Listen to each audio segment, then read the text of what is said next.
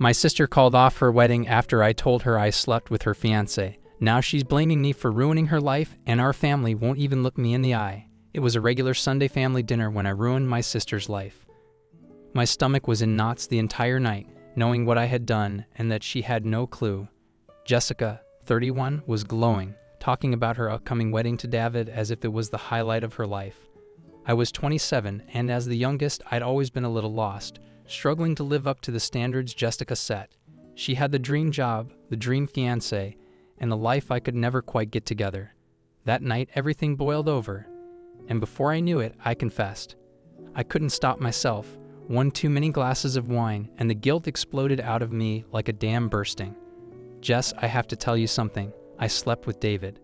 The words came out in a rush. Her smile dropped instantly. The chatter around us faded into a deafening silence. I'll never forget the way she looked at me like I was a stranger. She didn't scream. She didn't cry. She just stared at me for a second, her eyes widening in disbelief. Then she stood up from the table, and without saying a word, she left the room. Panic gripped me as Jessica stormed out of the house. My heart pounded as I ran after her, desperate to explain, but how do you explain something like that? It was a mistake. It only happened once. I shouted after her as she walked down the driveway, but she didn't stop. She got in her car and sped off, leaving me standing there in the cold. My parents had noticed something was wrong by then. They came outside, looking between me and the disappearing taillights. "What did you do?" my mom asked, her voice low and dangerous. I couldn't even answer. The next day, Jessica called off her wedding. I wasn't surprised, but the reality of it hit harder than I expected. David tried to call her, tried to convince her it didn't mean anything, but Jessica wasn't hearing it. She cut him out completely, threw him out of their apartment, and told him to lose her number. Then she turned her wrath toward me. She told our parents everything, how I had betrayed her, how I had slept with the man she was supposed to marry. The phone call I got from my mom that night was like a punch to the gut. "How could you do this to your sister?" She yelled through the phone. I could hear my dad in the background, asking her to calm down, but she was having none of it. "You've ruined everything. You've ruined Jessica's life." I tried to explain, to tell her it wasn't planned, that it just happened, but nothing I said mattered. My mom wasn't interested in hearing excuses. "We raised you better than this," she spat before hanging up. I sat there, staring at my phone, realizing that I had not only lost Jessica, but I had also lost my entire family. David, on the other hand, didn't seem as torn up as I was. After Jessica threw him out, he called me. I expected him to apologize or show some kind of regret, but instead, he seemed annoyed. "She's overreacting," he said. "It was a mistake. We can fix this." But I didn't want to fix anything with him. David acted like our night together was a minor inconvenience, something we could sweep under the rug if Jessica would just calm down. "I love her," he said, as if that excused everything. I hung up on him. I couldn't listen to him anymore. A few days later, Jessica's friends started reaching out to me, not for reconciliation, but for blood. They tore into me online, in group chats, calling me a homewrecker and worse. The gossip spread like wildfire.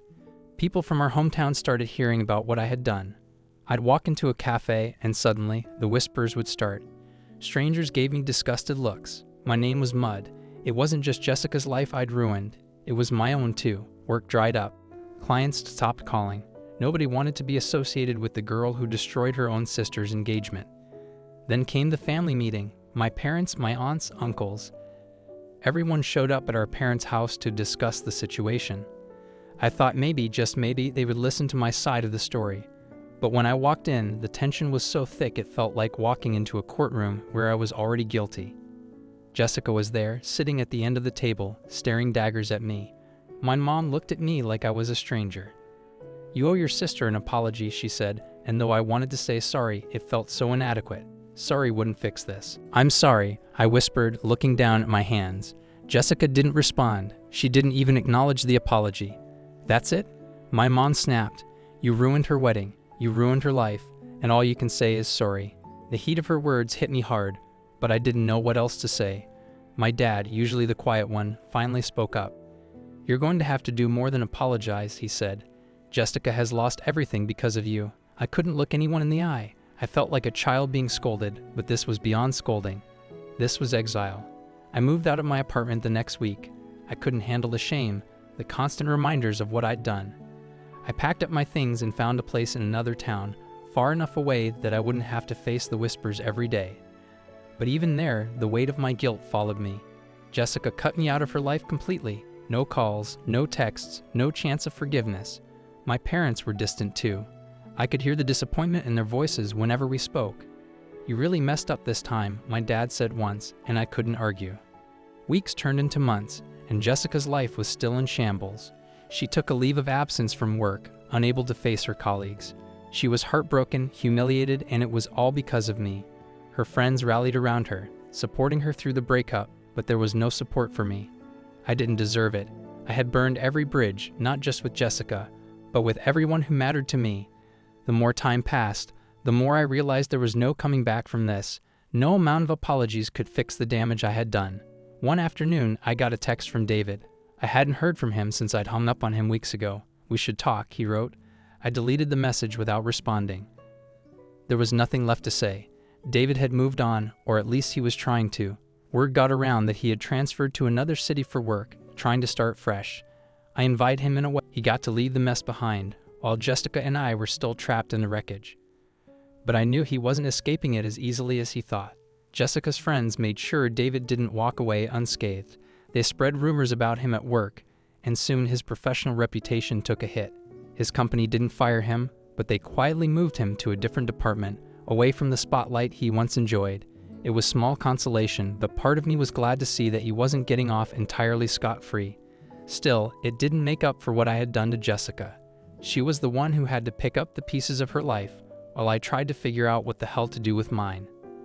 I tried to focus on work, throwing myself into freelance graphic design projects, but it was hard to concentrate when all I could think about was how badly I had screwed everything up. My clients were fewer and farther between, and I had to take on smaller jobs just to keep the lights on. Every day felt like a punishment. Every email from a new client felt like a temporary distraction from the reality of what I had done. But when the work was done, I was left with the same guilt, the same shame, the same emptiness. One day, out of the blue, my mom called me. It was the first time we had spoken in weeks. "Your sister's moving on," she said, her voice strained. "She's dating again." My heart sank. I wasn't ready to hear that. I wanted Jessica to be happy, but knowing she was moving on without me in her life felt like a knife to the chest. "She's doing better now," my mom continued, "but she still doesn't want to talk to you." The words hit harder than I expected. I had hoped, after all this time, that maybe she would have softened, but she hadn't. I tried not to dwell on it, but it was impossible.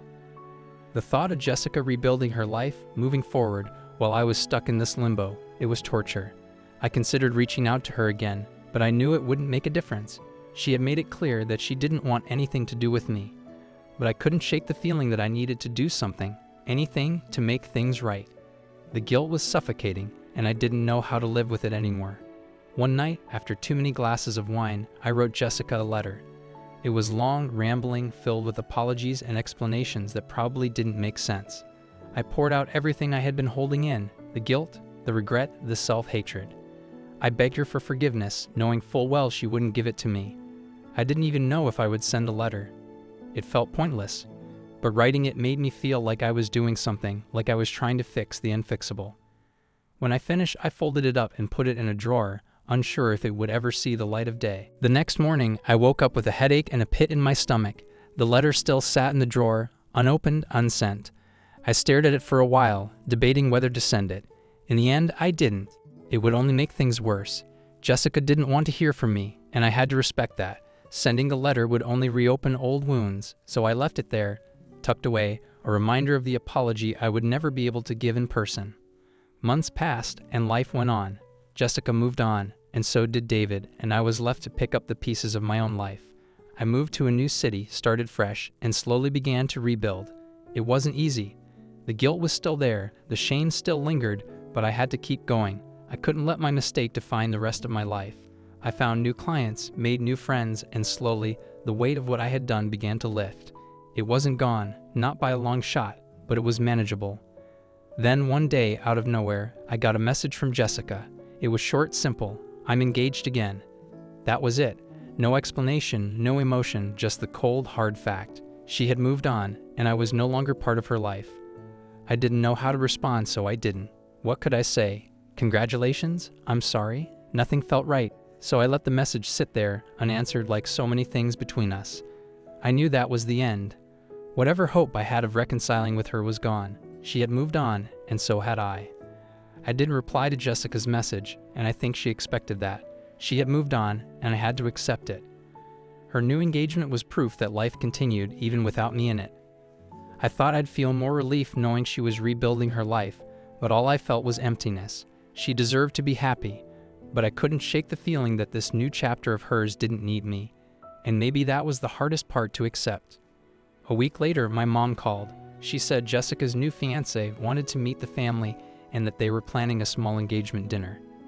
"You're not invited," she said bluntly. My throat tightened.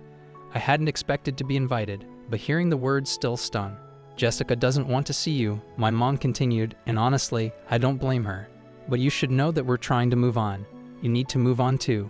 The line went dead before I could say anything. It was as if I was no longer part of their lives, like I didn't exist. The night of Jessica's engagement dinner, I sat alone in my apartment, trying to distract myself with work. But my mind kept wandering. I imagined them sitting around the dinner table, laughing and celebrating while I was here, in this empty apartment with no one. The guilt weighed heavily on me, but there was also a strange sense of resignation. Maybe this was how it was meant to be. Maybe I deserved to be alone after everything I had done. Still, part of me wanted to crash the dinner, to show up unannounced and force them to acknowledge me, to see me. I didn't, of course. I stayed where I was, drinking wine and staring at my phone, hoping for some kind of sign that things would get better. But no message came, no apology, no olive branch, nothing. Jessica was moving on without me, and I had to accept that. As the night wore on, I couldn't help but wonder if she even thought about me anymore. Did she ever miss me? Did she ever think about the sister she had lost? Or had I become just a distant memory, a mistake she had moved past? A few months later, I got an unexpected call from David. I hadn't spoken to him since everything went down, and seeing his name flash on my phone made my stomach turn. I debated whether to answer, but eventually gave in. "Hey," he said, his voice hesitant. "I heard about Jessica's new engagement." His voice was different, quieter, more reflective. "I just wanted to say I'm sorry for everything, for dragging you into this mess." His apology caught me off guard. It was the first time I had heard him take responsibility for what happened. But instead of feeling relief, I felt anger bubbling up inside me. "Dragging me into this mess," I repeated, my voice sharp. "I wasn't dragged into anything, David. I made my own choices." There was silence on the other end of the line. "Yeah, I guess you're right," he finally said. I don't know. I messed up. I lost everything." His words hung in the air, but I didn't feel sorry for him. He had moved on, just like Jessica had. He didn't lose everything. He lost her. I lost everything. The conversation with David didn't go much further. I wasn't interested in rehashing the past with him. I didn't need his apology. What I needed was to find a way to forgive myself, but I didn't know how to do that. The months after our call were quiet. I stopped hearing updates about Jessica's life. My parents kept their distance, and I let them. I figured that maybe it was better this way, me on my own, trying to figure out how to rebuild without dragging them down with me. But the loneliness was suffocating. I decided to move again, this time to a city farther away, where nobody knew who I was or what I had done.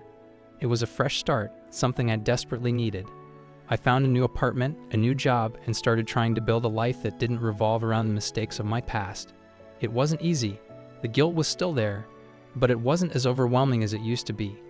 I slowly began to realize that maybe I could live with what I had done. Maybe, over time, I could become someone new. Then, just as I started settling into my new life, I received a letter in the mail. It was from my dad. I hadn't spoken to him in over a year, and seeing his handwriting on the envelope made my heart race. Inside was a short note. "Jessica's getting married this weekend. She thought you should know." That was it. No invitation, no explanation, just a cold, factual update. My hand shook as I read the words over and over again. Jessica was getting married, and I wasn't going to be a part of it. I had lost her forever. The wedding came and went without me, and life carried on. I heard through a mutual friend that it was a small, beautiful ceremony, everything Jessica had wanted the first time around. She had moved on, found happiness again, and I was nothing more than a footnote in her story. I tried not to let it bother me, but it did.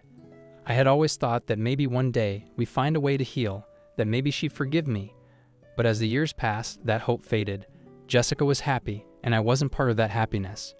As the years went by, I stopped hearing from my parents altogether. They had made their choice. They were with Jessica now, fully invested in her new life, her new family. I couldn't blame them. I was the one who had driven the wedge between us, but it still hurt to know that they had moved on without me. Holidays went by without so much as a phone call. Birthdays passed in silence. It was like I had never existed. The loneliness was crushing, but it was a pain I had learned to live with. I eventually found someone new. His name was Alex, and he didn't know anything about my past. We met at a coffee shop, and for the first time in a long time, I felt something other than guilt. He was kind, funny, and had this way of making me feel like I wasn't defined by my mistakes. I didn't tell him about Jessica right away. I didn't want to scare him off, but as we grew closer, I knew I couldn't keep it a secret forever. One night, over dinner, I finally told him everything. Alex listened quietly as I explained the whole story, from the night with David to the fallout with Jessica. I half expected him to walk away after hearing it all, but he didn't. He sat there, processing, and then said, "That's your past. It's not who you are now." His words were like a weight lifting off my chest. For so long, I had defined myself by that one mistake, but maybe he was right. Maybe I wasn't that person anymore. Maybe I could move forward without being haunted by my past. We stayed together, and for the first time in years, I felt like I had a future. It wasn't perfect, and the guilt still lingered, but I was learning to live with it. I didn't need Jessica's forgiveness to move on.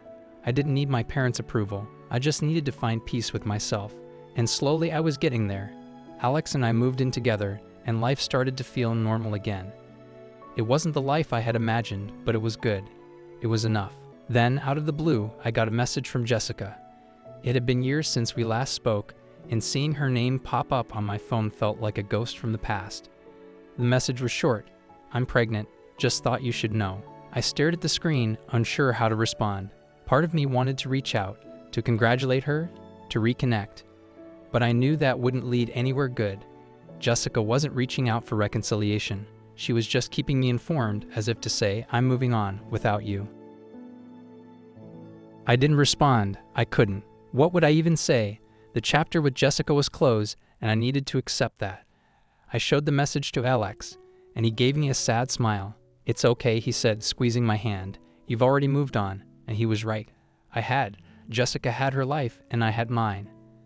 They were separate now, and that was okay. It had to be okay. The years passed, and Jessica's life grew further and further from mine. She had her child, and from what I heard through family friends, she was happy, thriving. I was happy for her, but I no longer felt the need to be a part of her life. I had found peace in my own way, and that was enough. I hadn't forgiven myself entirely, but I had learned to live with what I had done. I had made my bed, and I was okay with lying in it. Sometimes I still thought about what might have been if I hadn't made that mistake. If I hadn't slept with David, if I had kept my mouth shut, if I had done everything differently. But those thoughts were fleeting now. They didn't consume me like they used to. I had accepted that life doesn't always go the way you plan. People make mistakes, sometimes big ones, but that doesn't mean you can't find a way to move forward. It doesn't mean you can't find happiness again. In the end, I learned that forgiveness doesn't always come from the people you've hurt. Sometimes the only person who can forgive you is yourself. Jessica never forgave me, and that's okay. She didn't have to. She moved on, and so did I. Life is messy, and people are complicated. We hurt each other, we make mistakes, but we also grow, we also learn, and in the end, that's all we can hope for. I found peace in the life I built with Alex. It wasn't perfect, but it was mine. And maybe that's all I needed. A fresh start, a new beginning, and the strength to move on from the past. Jessica and I would never be close again, but that was okay. We were both living our lives, and that was enough.